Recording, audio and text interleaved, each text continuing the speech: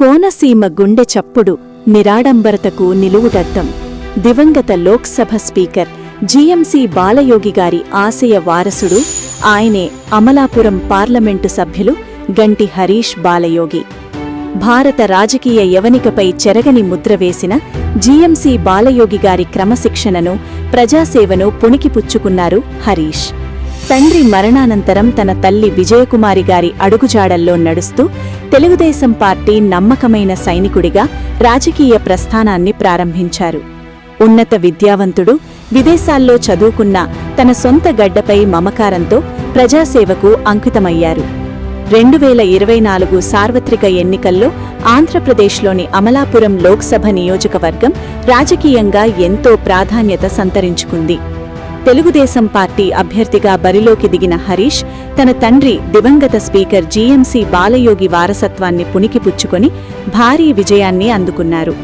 కోనసీమ గుండెల్లో చిరస్థాయిగా నిలిచిన బాలయోగి గారి వారసత్వాన్ని పుణికిపుచ్చుకొని 7,96,981 ఓట్ల భారీ జనబలంతో హరీష్ ప్రభంజనం సృష్టించారు. ప్రత్యర్థులను పటాపంచలు చేస్తూ అమలాపురం గడ్డపై కూటమి విజయకేతనాన్ని ఎగురవేశారు. ఈ అఖండ విజయం ప్రజలకు ఆయనపై ఉన్న అచంచలమైన నమ్మకానికి మరియు అభివృద్ధి పట్ల ఉన్న ఆకాంక్షకు నిదర్శనం. యువ నాయకత్వంలో కోనసీమ కొత్త చరిత్ర లిఖిస్తూ పార్లమెంటు సాక్షిగా తన గళాన్ని వినిపించేందుకు సిద్ధమయ్యారు.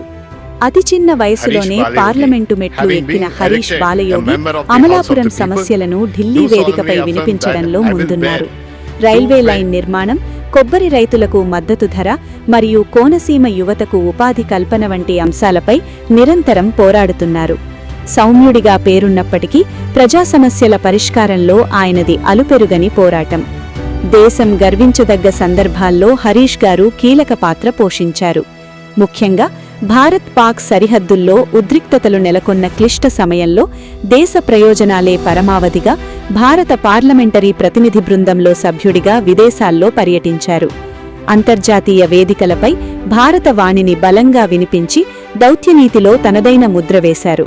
విపత్తు ఏదైనా ఆపదలో ఉన్నవారికి అండగా నిలవడంలో హరీష్ బాలయోగి ఎప్పుడూ ముందే ఉంటారు.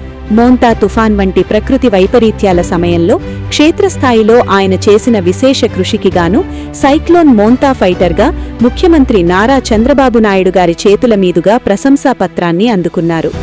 ప్రజాసేవలో ఆయనకున్న అంకితభావానికి ఈ పురస్కారం ఒక నిదర్శనం. ఇరుసుమండ బ్లోఅవుట్ ప్రమాదవేళ తన ప్రాణాలను సైతం లెక్క చేయకుండా ప్రజల మధ్యకు వచ్చి ధైర్యం నింపిన నిజమైన వీరుడు మన ఎంపీ హరీష్ బాలయోగి.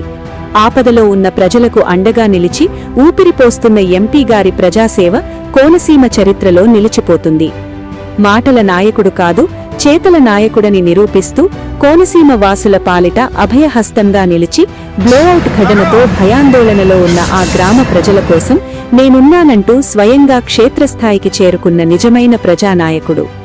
ప్రమాద ఘంటికలు మోగుతున్నా వెరవకుండా అధికారులను సమన్వయం చేస్తూ సమస్యను అదుపులోకి తెచ్చేందుకు ఆయన చేసిన అలుపెరుగని కృషి అభినందనీయం. ఢిల్లీలో కోనసీమ గొంతుగా మారడమే కాకుండా దేశాభివృద్ధిలో కీలక పాత్ర పోషిస్తున్నారు హరీష్. ప్రస్తుతం ఆయన కేంద్ర కార్మిక, వస్త్ర మరియు నైపుణ్యాభివృద్ధి శాఖల పార్లమెంటరీ స్టాండింగ్ కమిటీ సభ్యుడిగా బాధ్యతలు నిర్వహిస్తున్నారు. కోనసీమ ముఖచిత్రాన్ని మార్చేలా అత్యాధునిక రోడ్లు మరియు మౌలిక సదుపాయాల కల్పనతో అమలాపురం లోక్సభ నియోజకవర్గం ప్రగతి పథంలో నడిపిస్తున్న అభివృద్ధి ప్రదాత గంటి హరీష్ బాలయోగి.